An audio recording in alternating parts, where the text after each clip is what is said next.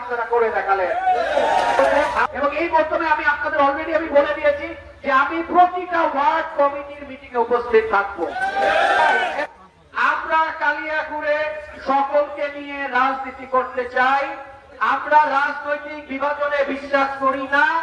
যারা রাজনৈতিক বিভাজন করে তারা আওয়ামী লীগের দোষর। কালিয়াকুড়ে কিভাবে পাকা রাস্তা করব, কালিয়াকুড়ের ছেলেমেয়েরা কিভাবে বিসিএস পাস করতে পায় সে ব্যাপারে চিন্তা করব। কালিয়াকুড়ের বেকার যারা আছে তাদের কর্মসংস্থান করব। কালিয়াকুড়ের মাটি থেকে আমরা এই যে নেশাগ্রস্ত ছেলেমেয়েদের কিভাবে বাঁচানো যায় সে ব্যাপারে চিন্তা করব। আমরা কোন জমির দালালি ঝুট ব্যবসার সাথে যুক্ত না।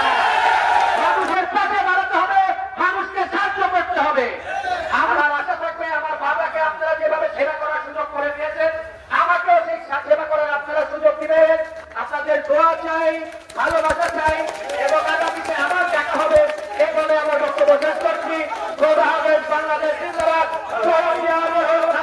জিন্দাবাদ, তারেক রহমান জিন্দাবাদ।